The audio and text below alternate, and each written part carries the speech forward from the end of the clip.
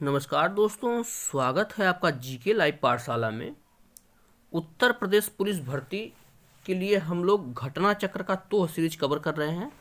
इसमें से हम लोगों ने 9 प्रैक्टिस सेट ऑलरेडी कवर कर चुका है। आज हम लोग 10वां प्रैक्टिस सेट देखने जा रहे हैं। तो अगर वीडियो पसंद आ रही है तो लाइक ज़रूर कीजिएगा, चैनल को सब्सक्राइब करना न भूलिएगा। और 9 सेट न देखे हो तो जाकर जरूर देखिए, डिस्क्रिप्शन बॉक्स में उसका लिंक दिया गया है। चलिए देर न करते शुरुआत करते हैं। 10वां प्रैक्टिस सेट सामान्य हिंदी के पोर्शन में पहला क्वेश्चन दिया गया है, भाषा की लघुत्तम इकाई क्या होती है?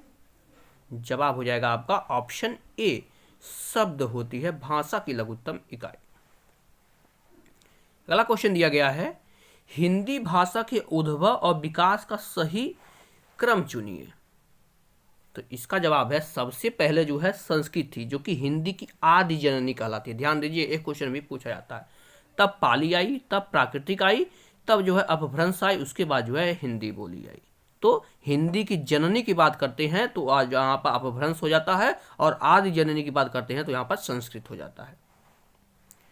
नेक्स्ट क्वेश्चन देखते हैं, दिया गया है, हिंदी की मूर्धन्य ध्वनियाँ कौन कौन सी हैं? जवाब हो जाएगा आपका ऑप्शन बी, टो ठो डो ढ होती है। ऑप्शन यहां से आपका बी सही हो जाएगा। नेक्स्ट क्वेश्चन दिया गया है, ड ढ ध्वनियों के विषय में कौन सा कथन शुद्ध है, यानी डो ढ ध्वनियां क्या कहलाती है? जवाब हो जाएगा आपका ये जो है मूर्धन्य या उक्षिप्त ध्वनियां कहलाती हैं। ऑप्शन नंबर यहां से बी सही है। नेक्स्ट क्वेश्चन देखते हैं, भूकंप किस प्रकार की संज्ञा है? ध्यान दीजिएगा, भूकंप संज्ञा पूछा गया, किस प्रकार की है? इसका जवाब है यह जो है जातिवाचक संज्ञा है। ऑप्शन नंबर यहां से बी होगा, क्या है? जातिवाचक संज्ञा। अगला क्वेश्चन दिए, नेता का स्त्रीलिंग रूप दिए गए विकल्पों में से कौन सा है? जवाब हो जाएगा ऑप्शन ए, नेत्री होता है नेता का स्त्रीलिंग। ऑप्शन ए यहां से सही हो जाता है। अगला क्वेश्चन है, मैं चलती थी में मैं का बहुवचन क्या होगा? इसका जवाब है हम हो जाएगा। क्या हो जाएगा? हम चलते थे। इस तरह से आपका बहुवचन बनाते हैं। अगला प्रश्न दिया गया है, निम्नलिखित शब्दों में से जो शब्द विशेषण नहीं है उसका उल्लेख कीजिए। इनमें से यानी कौन सा शब्द है जो विशेषण नहीं है?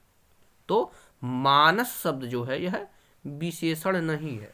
ऑप्शन डी सही हो जाएगा।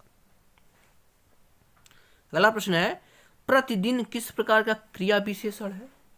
प्रतिदिन, जवाब हो जाएगा यह जो है कालवाचक है। क्या है? कालवाचक है। यह क्वेश्चन कई बार आपके पेपर में पूछा भी जा चुका है। अगला प्रश्न देखते हैं, दिया गया है, निम्नलिखित वाक्यों में अकर्मक क्रिया कौन सी है? 10वां क्वेश्चन। जवाब हो जाएगा बूंद बूंद से घड़ा भर जाता है। यह जो है अकर्मक क्रिया है। ऑप्शन ए यहां से सही हो जाएगा।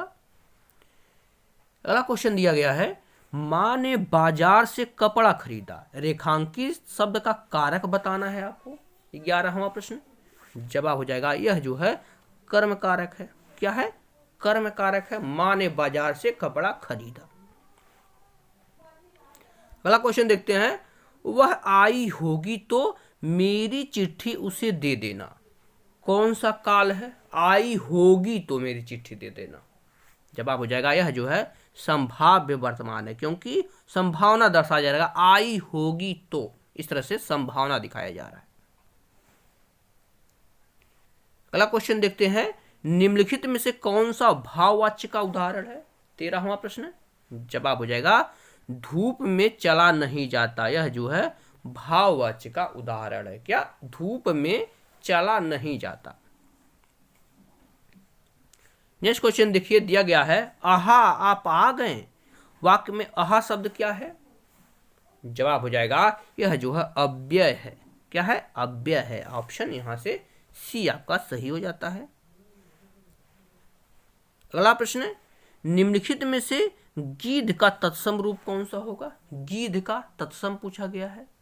सही जवाब हो जाएगा गृध्र होता है। गृध्र होता है गीध का तत्सम। नेक्स्ट क्वेश्चन देखते हैं, दिया गया है, निम्नलिखित में से तद्भव शब्द कौन सा है? 16वां प्रश्न। तद्भव पूछा गया है, तो 14 शब्द जो है वह तद्भव, क्योंकि चतुर्दश होता है 14 का मतलब। ऑप्शन नंबर यहां से डी सही हो जाएगा। अगला प्रश्न है, पक्षी का पर्यायवाची पूछा गया है।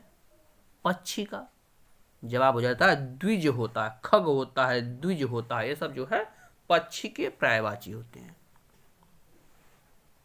नेक्स्ट क्वेश्चन, अपसरण का विलोम शब्द पूछा गया है। अपसरण, इसका जवाब हो जाएगा अभिसरण। ऑप्शन यहां से ए सजेगा, क्या? अभिसरण।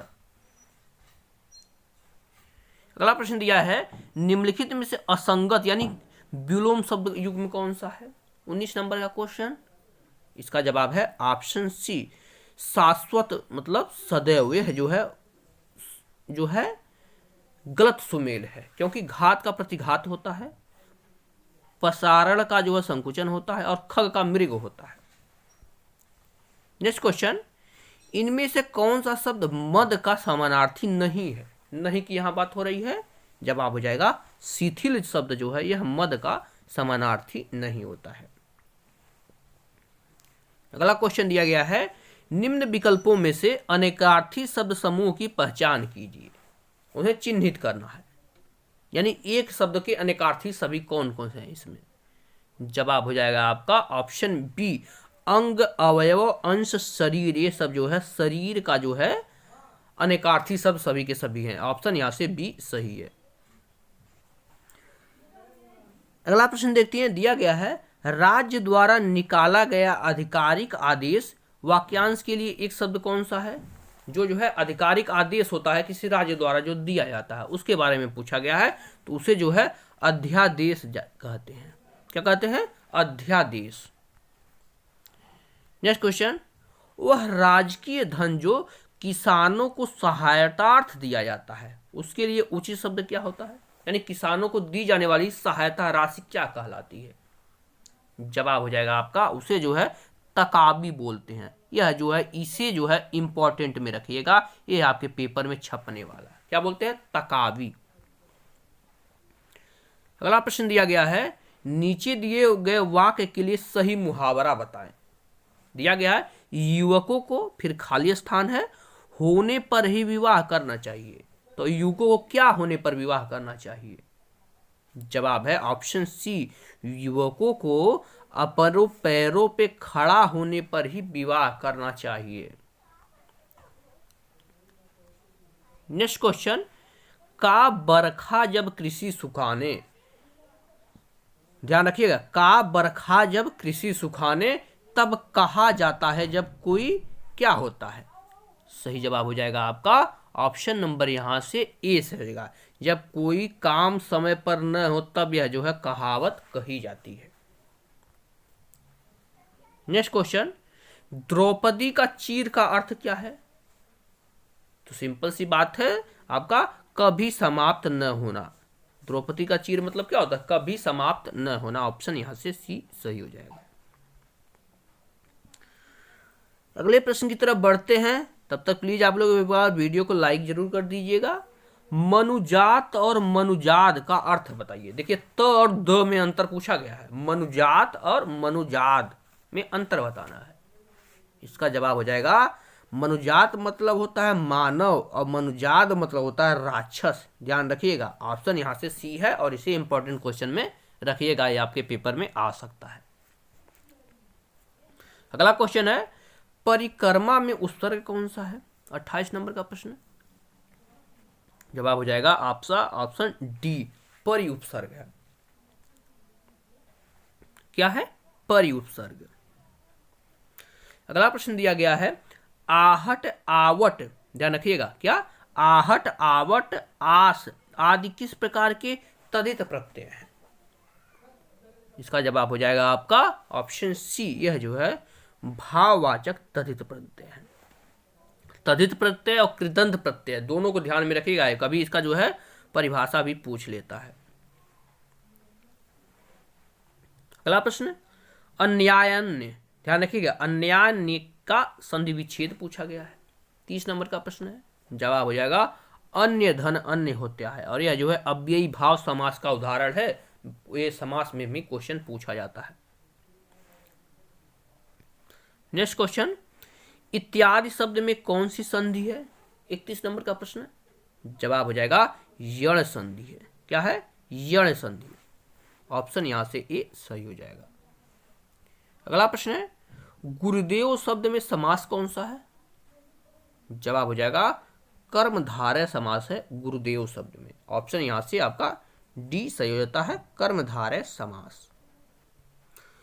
अगला प्रश्न देखते हैं, दिया गया है संरचना के आधार पर किए गए वाक्य के वर्गीकरण में इनमें से कौन सा प्रकार नहीं है? जवाब हो जाता है आपका ऑप्शन नंबर सी, अज्ञार्थक वाक्य जो है इसका प्रकार नहीं है। ऑप्शन यहां से सी सही है। नेक्स्ट क्वेश्चन, इनमें त्रुटिपूर्ण वाक्य या वाक्यांश कौन सा है? जवाब हो जाता है आपका ऑप्शन यहां से ए से होगा, हमारी दुग्धशाला में शुद्ध गाय का घी बिकता है। यह जो है त्रुटिपूर्ण वाक्य है। शुद्ध गाय यानी गाय का शुद्ध घी बिकता है, शुद्ध गाय का घी बिकता है, यह जो है कोई वाक्य नहीं होता है। नेक्स्ट क्वेश्चन दिया गया है, निम्नलिखित में से शुद्ध वर्तनी वाला शब्द कौन सा है? जवाब हो जाता है आपका ऑप्शन नंबर यहां से डी से होगा, उच्च श्रृंखल होता है। ऑप्शन यहां से डी इस तरह से लिखेंगे। 36-37 में जो है आपका एक गद्यांश दिया गया है, 2 ही प्रश्न इसमें दिए गए हैं, तो आप लोग जल्दी से इसे पढ़ लीजिए गद्यांश को एक बार, उसके आंसर देख लीजिए कैसे बन रहे हैं। दिया गया है, तत्परता हमारी सबसे मूल्यवान संपत्ति है, इसके द्वारा विश्वसनीयता के प्राप्त होती है। वे लोग जो सदैव जागरूक रहते हैं, तत्काल कर्मरत होते हैं और जो समय के पाबंद हैं, वे सर्वत्र विश्वास के पात्र समझे जाते हैं। वे मालिक जो स्वयं कार्य तत्पर होते हैं, अपने कर्मचारियों के लिए प्रेरणा का स्रोत बनते हैं और काम की उपेक्षा करने वालों के लिए अंकुश का काम करते हैं। वे अनुशासन का साधन भी बनते हैं, इस प्रकार अपनी उपयोगिता और सफलता में अभिवृद्धि करते हैं। करने के साथ साथ वे दूसरों की उपयोगिता और सफलता के भी साधक बनते हैं। एक आलसी व्यक्ति हमेशा ही अपने कार्य को भविष्य के लिए स्थगित करता जाता है, वह समय से पिछड़ता जाता है और इस प्रकार अपने लिए नहीं दूसरों के लिए भी विक्षोभ का कारण बनता है। उसकी सेवाओं का कोई आर्थिक मूल्य नहीं समझा जाता। कार्य के प्रति उत्साह उसे शीघ्रता से संपन्न करना कार्य तत्परता के 2 प्रमुख उपादान हैं जो समृद्धि की प्राप्ति में उपयोगी बनते हैं। यह जो आपका गद्यांश है, इसका क्वेश्चन क्या है? उपयुक्त अवतरण का उपयुक्त शीर्षक दीजिए, यानी इस गद्यांश का शीर्षक क्या हो सकता है? जवाब हो जाएगा ऑप्शन सी, कार्य तत्परता। ऑप्शन यहां से आपका सी सही हो जाएगा। अगला क्वेश्चन है, जीवन में सफल सिद्ध होने के लिए आवश्यक उपायों में से एक प्रमुख उपादान क्या है? इसका जवाब हो जाता है आपका ऑप्शन डी, तत्परता है। ऑप्शन यहां से डी से होगा, तत्परता। हिंदी का पोर्शन समाप्त होता है और आप लोग कमेंट में बताइए कितने क्वेश्चन आपके सही हुए। पढ़ते हैं समान अध्ययन के पोर्शन पर। पहला क्वेश्चन आ रहा है यहां पर, नवंबर 2023 में भारतीय राष्ट्रीय भुगतान निगम ने किसे यूपीआई सेफ्टी एम्बेसडर नियुक्त किया है? 38 नंबर का क्वेश्चन। जवाब है ऑप्शन सी, अभिनेता पंकज त्रिपाठी जी को जो है घोषित किया है। अगला क्वेश्चन पूछा गया, निम्नलिखित में से कौन सा सही सुमेलित है? जवाब हो जाएगा आपका ऑप्शन सी, सांडी पक्षी अभ्यारण्य जो है ये हरदोई में है। ठीक है ना, यहां से आपका ऑप्शन सी जो है सही सुमेलित है। पहला दिया है बखिरा पक्षी अभ्यारण्य उन्नाव में नहीं, यह जो है आपका गोरखपुर और संत कबीर नगर में स्थित है। इस तरह से ध्यान में रखिएगा। नेक्स्ट क्वेश्चन है आपका, उत्तर प्रदेश सर्वाधिक लंबी नहर प्रणाली है, यानी सबसे लंबी नहर कौन सी है? जवाब है शारदा नहर। ऑप्शन यहां से बी से होगा, शारदा नहर। अगला क्वेश्चन है, उत्तर प्रदेश में तेल शोधक कारखाना कहां पर स्थित है? जवाब हो जाएगा मथुरा में। तेल रिफाइनरी जो है उत्तर प्रदेश में मथुरा में स्थित है। ऑप्शन डी सही हो जाएगा। अगला क्वेश्चन दिया गया है, भारत का पहला ई वेस्ट इको पार्क कहां स्थापित किया जाएगा? इसका जवाब है ऑप्शन सी, नई दिल्ली में स्थापित किया जाएगा। ऑप्शन यहां से सी सही हो जाएगा। नेक्स्ट क्वेश्चन, कोणार्क का सूर्य मंदिर किसने बनवाया था? जवाब है ऑप्शन बी, नरसिंह देव बर्मन प्रथम जो है चोंडगंग ने बनवाया था कोणार्क का सूर्य मंदिर।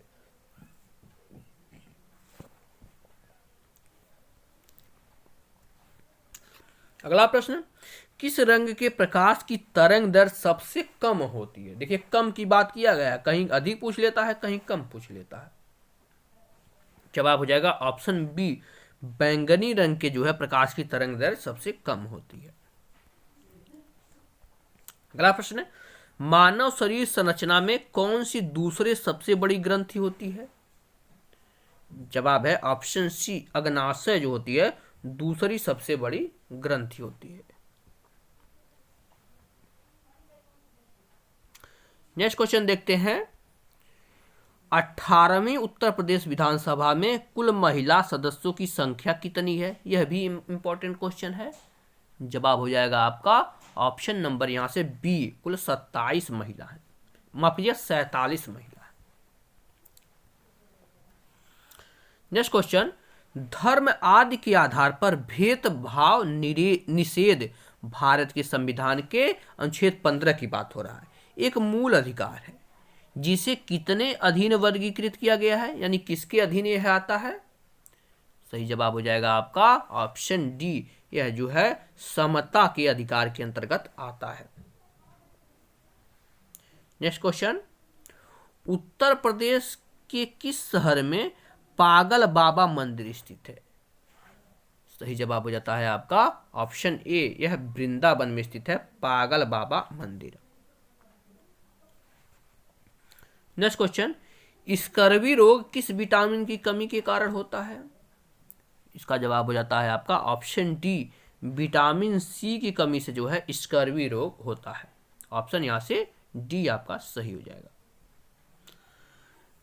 नेक्स्ट क्वेश्चन देखते हैं, उत्तर प्रदेश में स्वामी विवेकानंद ऐतिहासिक पर्यटन यात्रा योजना उत्तर प्रदेश सरकार द्वारा किसके लिए आरंभ की गई? जवाब हो जाएगा ऑप्शन डी, मजदूरों के लिए यह आरंभ की गई। नेक्स्ट क्वेश्चन, निम्नलिखित अंगों में से कौन सा अंग पित्तरस का स्राव करता है? जवाब हो जाएगा ऑप्शन डी, यकृत जो है यह पित्तरस का स्राव करता है। अगला प्रश्न, चालुक्य वंश का सबसे महान शासक कौन था? जवाब है ऑप्शन सी, पुलकेशिन द्वितीय जो है यह चालुक्य वंश का सबसे महान शासक था। नेक्स्ट क्वेश्चन, उत्तर प्रदेश में होली के त्योहार पर लठमार होली मनाई जाती है, कौन सी जगह मनाई जाती है?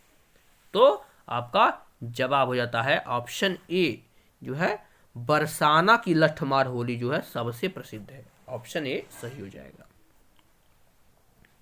अगला प्रश्न, राज्य के खर्च पर हज की व्यवस्था करने वाला पहला भारतीय शासक कौन था? जवाब है फिरोज तुगलक जो था यह राज्य जो है खर्च पर हज कराता था। ऑप्शन बी सही है। देखिए भारत में नहरों का प्रचलन के लिए भी फिरोज तुगलक को हम लोग जानते हैं।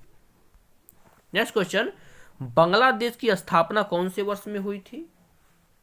जवाब है ऑप्शन ए, 1971 में हुई थी बांग्लादेश की स्थापना। नेक्स्ट क्वेश्चन, निम्न में से कौन सा राष्ट्रीय उद्यान या अभ्यारण्य राजस्थान में नहीं है? जवाब हो जाएगा आपका ऑप्शन डी से हो जाएगा, राजाजी नेशनल पार्क या राजाजी उद्यान, यह आपका उत्तराखंड में है ना कि राजस्थान में। ऑप्शन डी सही है। नेक्स्ट क्वेश्चन, उत्तर प्रदेश दिवस कब मनाया जाता है? सिंपल सा क्वेश्चन है और ये पूछा भी जाता है।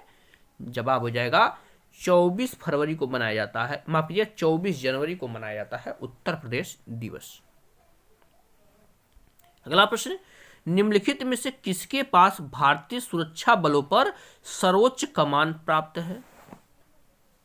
जवाब हो जाता है आपका ऑप्शन नंबर यहां से डी से होगा, भारत के राष्ट्रपति के पास है।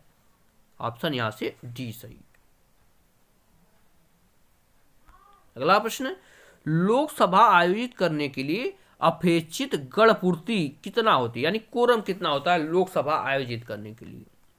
जवाब है 1/10 सदस्य जो है होने चाहिए कोरम के लिए। नेक्स्ट क्वेश्चन, उत्तर प्रदेश में प्रथम विकलांग विश्वविद्यालय की स्थापना कहां पर हुई है? इसका जवाब है ऑप्शन बी, चित्रकूट में हुई है प्रथम विकलांग विश्वविद्यालय की स्थापना। अगला प्रश्न, उत्तर प्रदेश से कुल स्मार्ट सिटी योजना में सम्मिलित जिले कितने हैं, यानी उत्तर प्रदेश के कितने जिले हैं जो स्मार्ट सिटी के अंतर्गत आ रहे हैं? जवाब हो जाएगा कुल 12 जिले हैं जो स्मार्ट सिटी योजना के तहत सम्मिलित किए गए हैं। नेक्स्ट क्वेश्चन, भारत में किसके सुझावों पर सरकार द्वारा कृषि फसलों का न्यूनतम समर्थन मूल्य यानी एमएसपी जारी किया जाता है? 62 नंबर का प्रश्न है। जवाब हो जाएगा आपका अगले पेज पर, इसका ऑप्शन दिए गए हैं। ऑप्शन आपका डी से हो जाएगा, कृषि लागत और मूल्य आयोग के द्वारा यह दिया जाता है। अगला प्रश्न है, उत्तर प्रदेश का बजट 2023-24 में मुख्यमंत्री कन्या सुमंगला योजना के लिए कितनी राशि का प्रावधान किया गया है? इसका जवाब है ऑप्शन डी, कुल 1050 करोड़ रुपए का प्रावधान किया गया है। नेक्स्ट क्वेश्चन है, एकाधिकार शब्द किससे संबंध है? जवाब है ऑप्शन ए, इसका संबंध जो है पूंजीवाद से है। ऑप्शन ए यहां से सही होगा, पूंजीवाद। अगला प्रश्न है, उत्तर प्रदेश वित्तीय निगम की स्थापना कब हुई थी?